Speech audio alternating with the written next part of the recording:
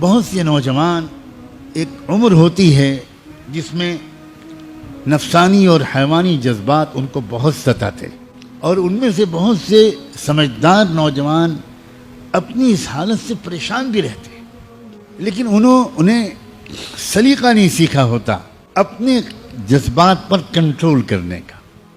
ان میں سے جتنے نوجوانوں کو ذرا فکر مندی نصیب ہو جاتی ہے، وہ تنہائیوں میں اپنی راز کھولتے ہیں اور وہ بتاتے ہیں کہ میں اس بری عادت میں مبتلا ہوں۔ اور بعض بری عادتیں تو وہ ہیں کہ جن کو بتانے کی بھی کوئی ضرورت نہیں ہوتی، ان کی نحوست اور ان کے مضر اثرات انسان کے چہرے پر صاف نظر آتے۔ ابھی چند دنوں پہلے ایک نوجوان میرے پاس آیا اور اس نے آ کر کہا کہ بہت پریشان رہتا ہوں، پڑھائی میں دل نہیں لگتا وغیرہ وغیرہ، تو دماغ بالکل سن ہو گیا ہے، کسی کام کے لائق نہیں رہ گیا ہوں، پتہ نہیں کیا ہوتا جا رہا ہے، مجھے کوئی عمل بتا دیجئے، کوئی دعا کر دیجئے، پانی پہ دم کر کے دے دیجئے۔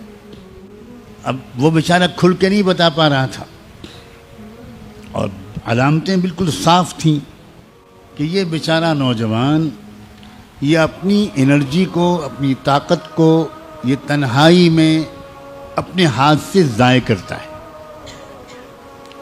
یہ اس گناہ میں پھنسا ہوا ہے۔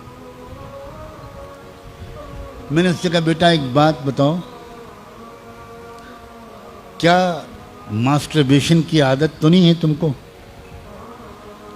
اپنے ہاتھ سے اپنی جوانی کی قوت کو نکالنا؟ بس ایک دم سے رو پڑا اور کہنے لگا حضرت 10 سال ہو گئے ہیں میں اس بیماری میں مبتلا۔ میں نے کہا بیٹا اپنے اوپر رحم کرو، اپنے اوپر رحم۔ سوچو تمہاری صحت کتنی خراب ہو رہی،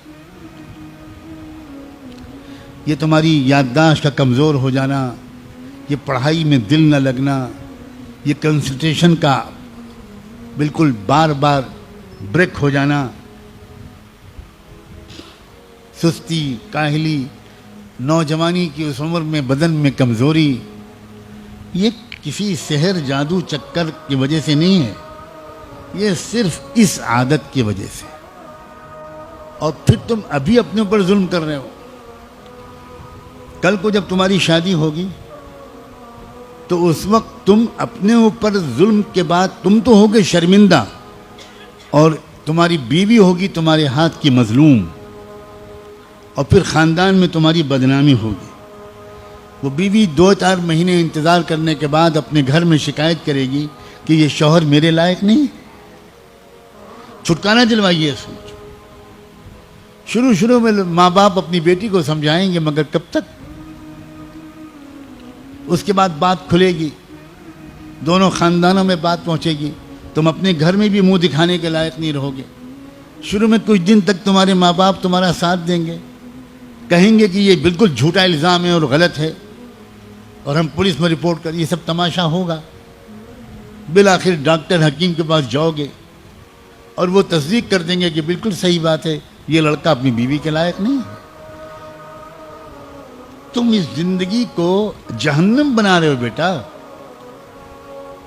اپنے اوپر ظلم کر رہے ہو، اور یہ تو تم ابھی تم بھگت رہے ہو سزا، اور مرنے کے بعد کیا ہوگا؟ اللہ اس نوجوان کو ہمیشہ کے لیے محفوظ کر دے اور سب کو محفوظ کر دے۔ اس نے پھوٹ کے رونے لگا۔ اس نے کہا نہ میں پانی پہ دم کراؤں گا، نہ دعا و تعویذ کے لیے کہوں گا، آپ مجھے ترکیب بتائیے کہ میں اس سے کیسے اپنے کو بچاؤں۔ میں نے کہا بہت آسان ترکیب، بہت آسان ترکیب۔ دیکھو، خیال دماغ میں آئے گا، خیالات کے آنے کو شروع میں روکا نہیں جا سکتا، بالکل آئے گا۔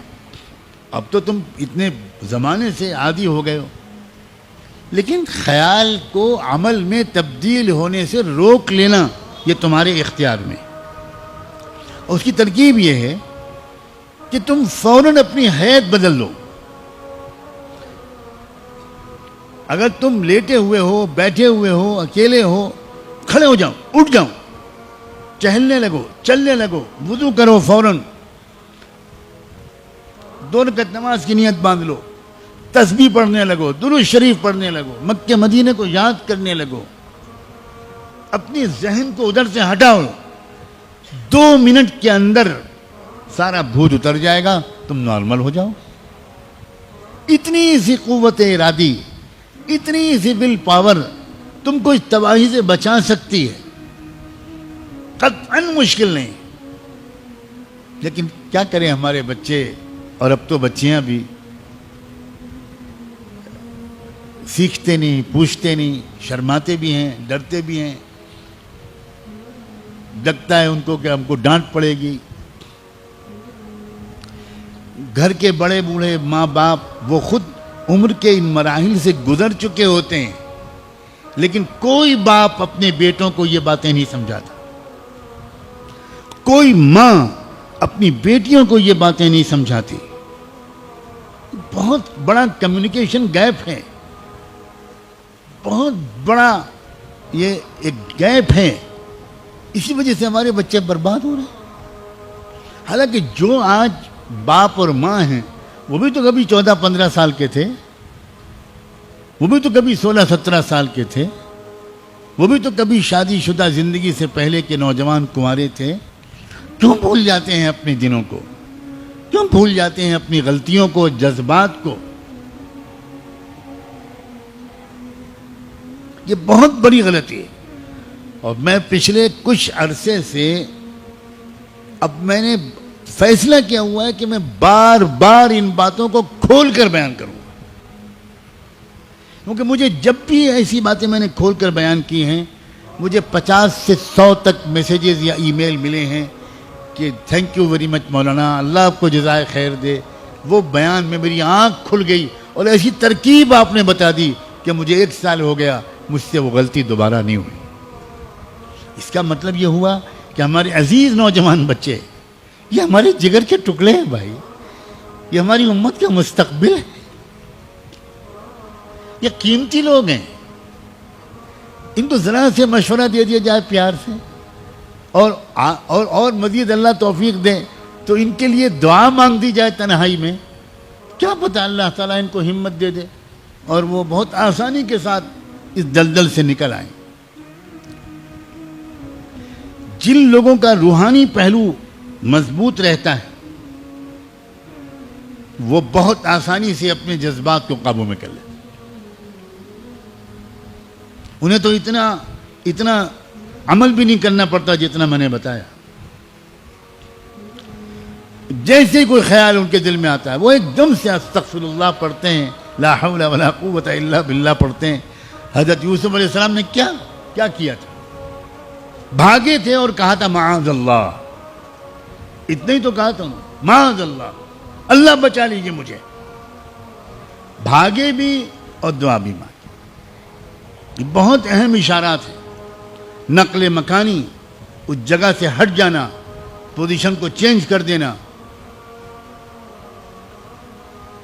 یہ سب روحانی قسم کی تدبیریں ہیں جن سے انسان بڑی آسانی کے ساتھ نفس اور شیطان کے حملوں سے بچ سکتا ہے.